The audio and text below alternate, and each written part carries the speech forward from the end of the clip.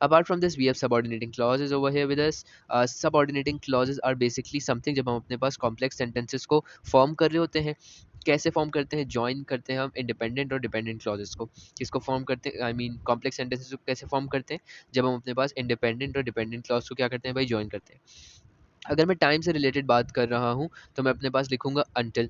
मैं अगर बात करूँ टाइम से रिलेटेड तो मैं लिखूंगा आफ्टर, बिफोर। अब डिपेंड करता है बात कब की कर रहे हैं, बाद की बात कर रहे हैं, पहले की बात कर रहे हैं, ठीक है, कोई इफ़ कंडीशन आ गई उसकी बात कर रहे हैं, ठीक है, कोई अगेन इफ़ कंडीशन उसकी बात कर रहे हैं, पिछली दफ़ा की बात कर रहे हैं, अगेन कोई कंडीशन रख रहे हैं उसकी बात कर रहे हैं। सो ये सारी चीज़ें देख कर चलना पड़ेगा, ठीक है भाई। उसके अलावा when you are putting a condition you will be writing unless, you will be writing if, you will be writing provided that.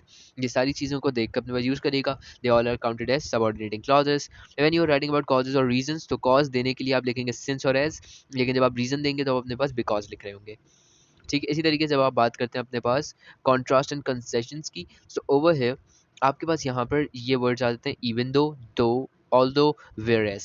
ये कुछ ऐसे वर्ड्स हैं जो आप अपने पास यूज़ करते हैं in order to show the opposite side of the picture.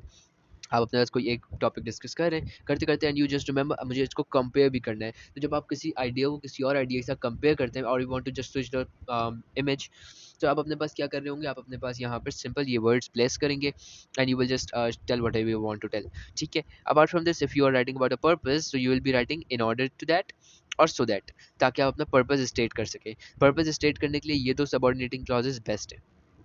Lastly we have results, result show करने के लिए again such that, so that ये लिख सकते हैं, सही। या फिर आप अपने पास रिजल्ट्स अगर टू बी ऑनेस्ट शो करना है तो आप अपने पास यहाँ पे सबऑर्डिनेटिंग क्लॉज यूज ना करें, क्योंकि इसके अंदर बेसिक वर्ड्स आते हैं। However if you want to show results then you can use the transitional words at this place, ठीक है। Apart from this when you are doing comparison तो कंपैरिजन के लिए देन यूज करेंगे, एंड देन आपके पास ये वाला देन है, ये वाला देन आपके पास कंपैरिजन के लिए यूज होता है। एंड ये आपके पास एक देन है जो आपके पास किसी लाइक टाइम पीरियड को आगे करके दिखाने की कोशिश की जाती है, ठीक है। अब हमारे पास यहाँ पे कुछ इंपॉर्टेंट चीज़ें, transitional word, subordinating clause, semicolon, ये सारी चीज़ें हमारे पास इनके अंदर यूज़ होंगी।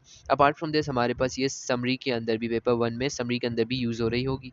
सो आई होप यहाँ तक सारी बातें क्लियर होंगी। If you think you have any sort of problem, if you think आपके पास यहाँ पे कोई मसले मसाइल हैं, so you can contact me at my contact number given below.